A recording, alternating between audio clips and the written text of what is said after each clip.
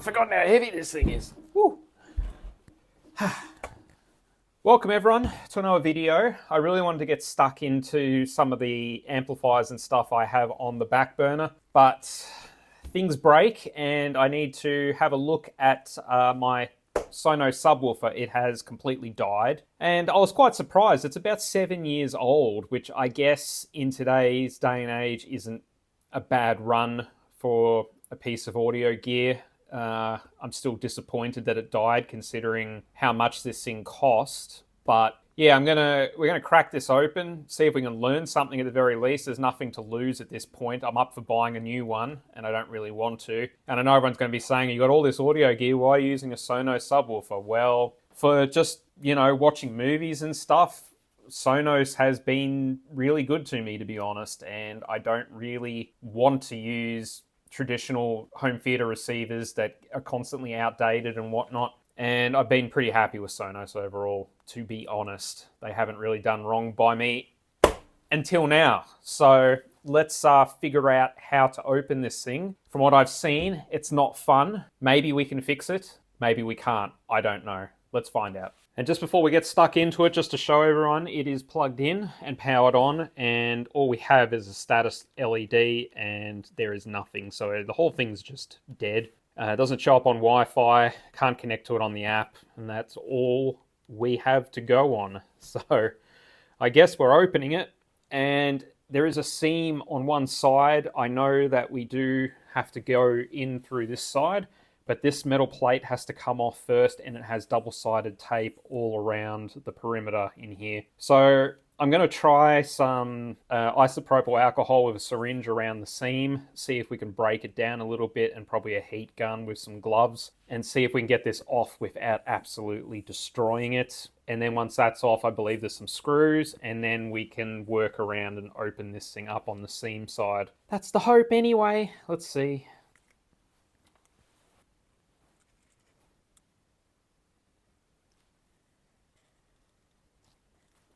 It is not coming out the other side, so it has a pretty good seal, whatever the hell is holding this on.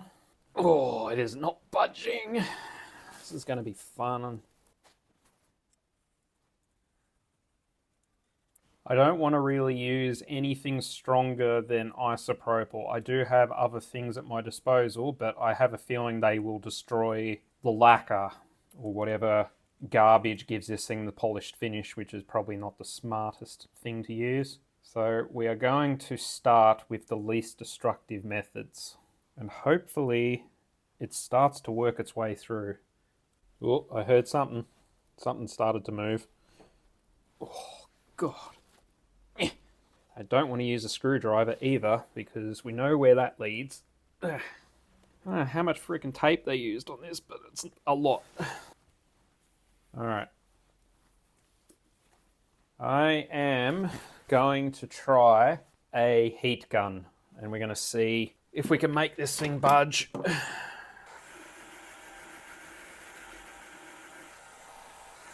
can't even feel what's going on. I'm going to try it without the gloves.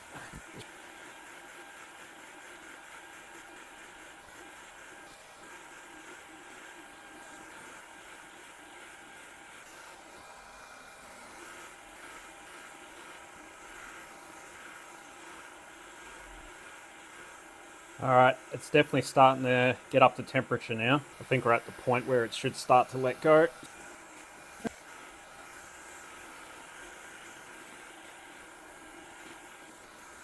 It is definitely letting go on this side, I think. Oh, here. Yes. Oh, yes. That's satisfying. Yes! Heat is working really well. I'm using about 190 degrees for anyone who's wondering. There it goes. Ah, that's hot. Hot, hot, hot, hot, hot.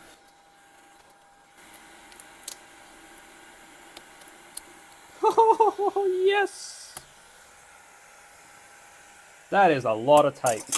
Smell that? Some would say that's burning plastic. I would say that smells like success. Nice.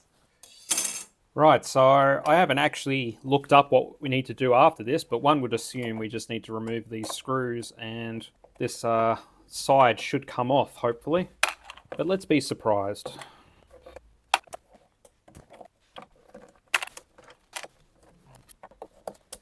I will say they seem to, other than the stupid tape, this seems to be built pretty well. All these, I thought, like most subwoofers, this will just have self-tapping screws, or like pretty much any amplifier that I work on, but they're actually threaded inserts, which is really quite surprising. Oop, got it. Nice. Yeah, thread lock. Don't know if they're little gaskets. No, they're just bits of paint. But yeah, pretty impressive. Surprising, should I say, not that impressive. Oh yeah, here we go. You are not going to tell me that they're using tape on this as well, because I will lose my mind if they are. All right, here we go. We're in. We are in. Ooh, minimal damage. We're all good. I am going to guess these ones. Now, are they still using... They are still using metal tappers. Wow. Not tappers, sorry. Metal threaded screws. They did not want this thing coming open. Oh, did I break one of them? Oops, I may have broken one. Okay, collateral damage. We'll fix that later. Looks like we broke a pin off.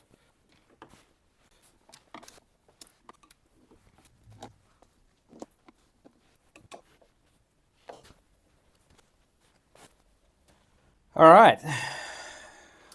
I would assume this is supposed to lift out. Oh, God. I don't know how it's supposed to lift out, though. How?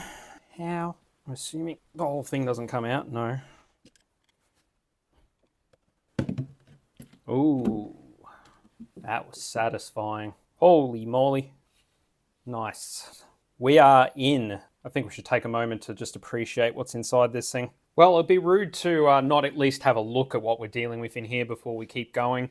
So the power entry is down here. Power receptacle comes in, and then it goes up to the power supply here. And I believe the amp might be part of this power supply board also. It is quite interesting that they put it at the top, so they have to run the wire from here to here. I would have thought they'd have it in the same area as the power entry, and then it looks like we've probably got processing up here. Got a Wi-Fi card, some antennas here, got glue over the antenna, connectors, which is a nice touch. Antenna, the Wi-Fi / whatever card is replaceable. I very much doubt they did that for repairability. They would have just taken something off the shelf and used it. But yeah, that's, I guess, probably the processor. And we're probably going to be focusing down in this area.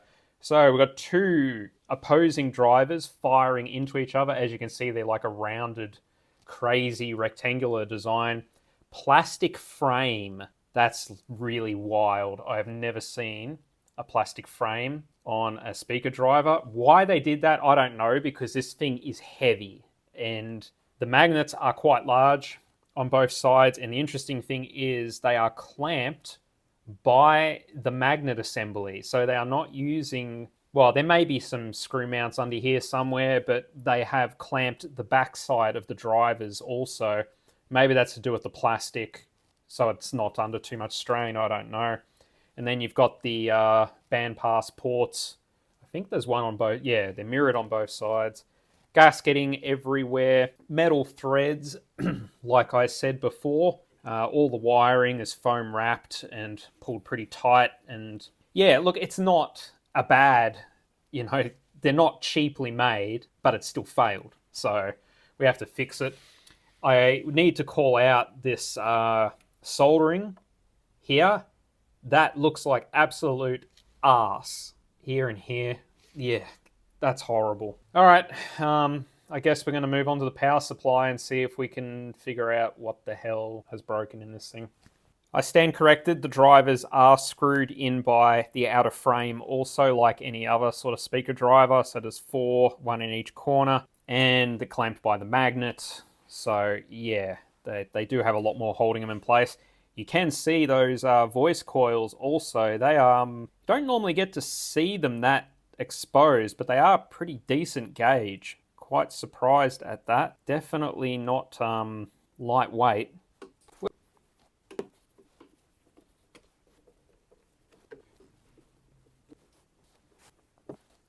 Nice. Oh boy, this is going to be interesting. Don't know how I'm going to get this out. Oh, actually come off pretty easily. Oh, come on. Owie. Ouch.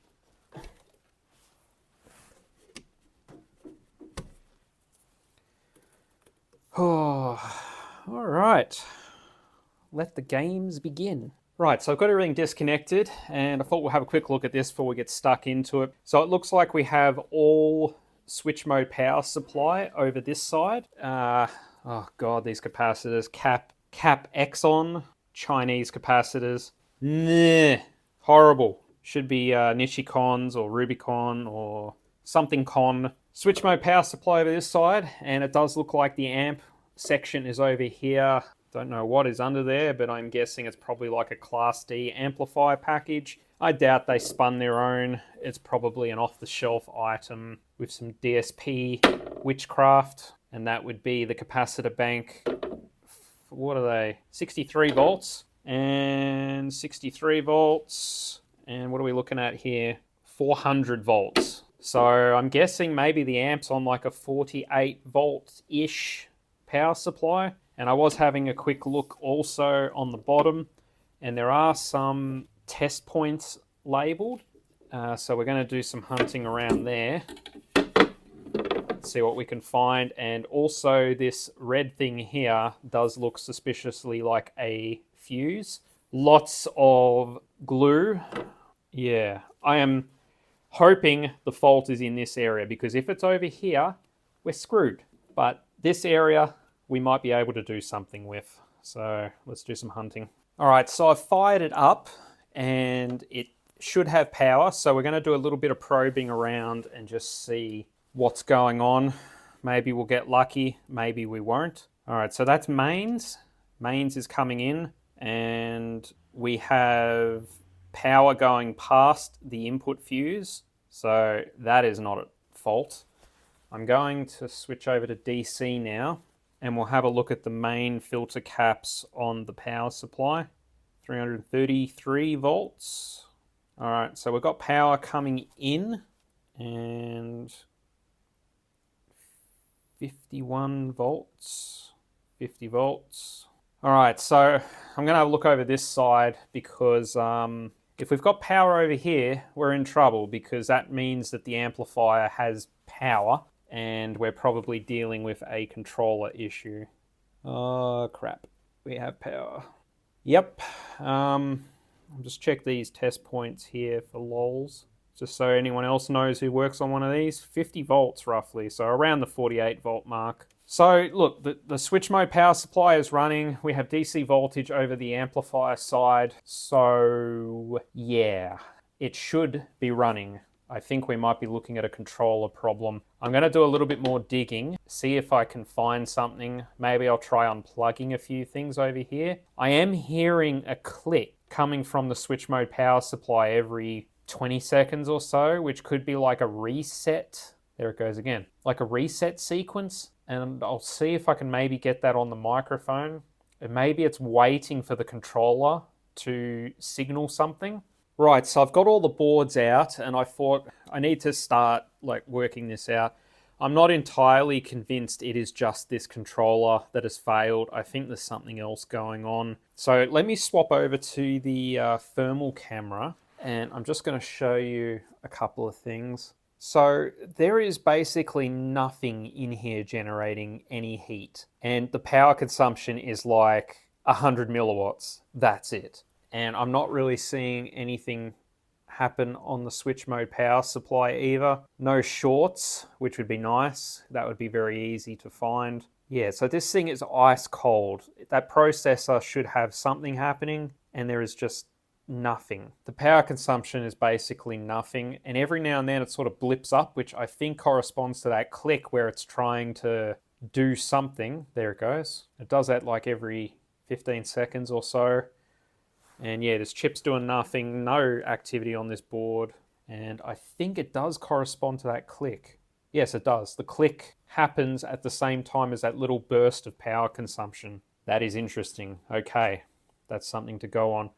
I want to have a look around here because I think there's something here which could be like a switching regulator, which might be taking that 48 volts, and maybe there's like other rails, because we've got a ribbon cable going to this thing we need to keep in mind. There's got to be a lot more than just one power rail, and normally stuff like this would run off 5 volts, 3.3 volts, so you wouldn't normally have like a crap load of voltage going to a little board like this, especially over a ribbon cable like that. Right, so I have found something a little interesting compared to the power consumption when we see those little bursts. If I sit on the output capacitors,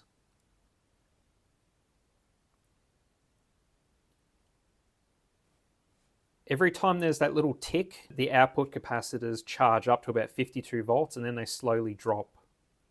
Tick.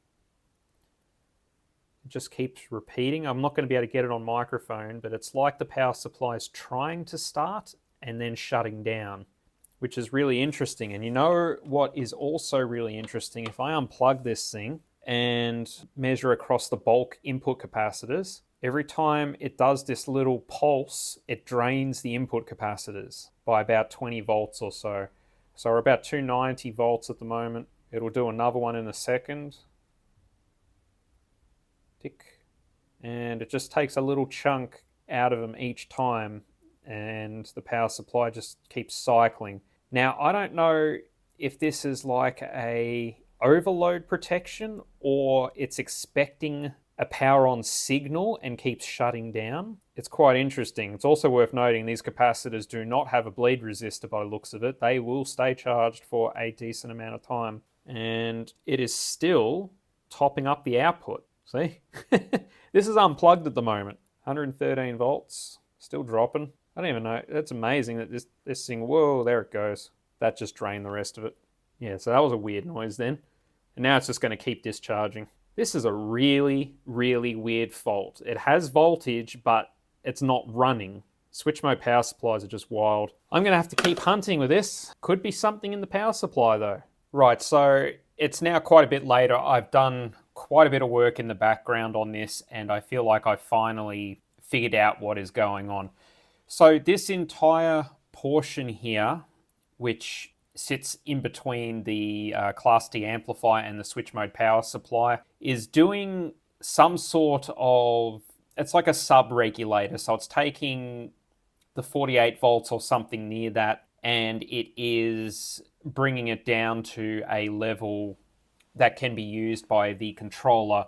And the thing that sort of gave that away and led me down this path is this capacitor here. Don't know if you can see it there. So that is rated for 16 volts, which is a very different rating to everything else. And that led me down this path. Now, what I found after looking very carefully is R37 here is burnt up. Took me a while to notice it, that this is very small. And like, this is a syringe tip, 16 gauge. That's how big this is. It's tiny. So that is burnt up. This resistor here has a hole in it by the looks of it. So this is a 1 ohm resistor. So anyway, I decided to Google this resistor and SONOS. And lo and behold, there was a thread on the SONOS forums about this exact fault. So it appears that I am not the first person to encounter this. Anyway, so I kept hunting. There is a diode on the back side that sits just here. I've already removed it, and I will just show you. Now, this is a Zener diode, apparently. Shorted. Spin it around. And according to the forums, that is what happens. So this diode was shorted dead across, and I don't know if that's the original cause of the failure. I have a feeling it is, based on the size of this thing. So that dead shorts, and then we end up with some damage on the other side here. Thanks to some member on the SONOS community, there is actually a parts list of what apparently fails as a result of this. So I'm going to go and order those parts from Mouser. It's actually not much. It's only probably, I don't know, maybe $5 in parts or something. The problem is, this is miniaturized to the point of being pretty nuts. You're not going to be able to do this as an average hobbyist. I do have some soldering tips that will get down to around this level, so we can make that happen. But the other problem is I don't usually do surface mount work, and I am not going to spend $500 in tools to try and fix a subwoofer that I can buy a brand new one for about $900. So yeah, so we're going to try to fix this on the cheap as much as possible. So I've got a little bit of work to figure out how I am going to use some sort of magnification to work on this. I don't think my magnifier is going to do the job here. I'm going to need something a bit better. I'm going to order those components. We'll come back and we will attempt a repair on this. I'm not making any guarantees because I don't do this sort of work. I'm going to get some low melt solder, some flux, and we'll see what happens. The one thing I am going to try is I have a nozzle for my heat gun that goes down to about 1 centimeter, but as you can see, it is still pretty damn big. So I don't know how well this is going to work. We're going to try, but like I said, I'm not going to spend hundreds and hundreds of dollars on tools just for this project. I don't normally do SMD work. Who knows, maybe in the future I'll dive into it a bit more, but I'm really not a fan of it. It's a pain in the ass. So yeah, to be continued. We've got it apart. We know what is going on, and I don't exactly know what voltage this puts out. Maybe 5 volts, maybe 12 volts, but this seems to be what is causing the main issue, and probably that Zener diode is what was shutting down the switch mode power supply. I'm not going to plug this in again until we've replaced these components, because with this off the board, I don't know what this regulator setup is going to do.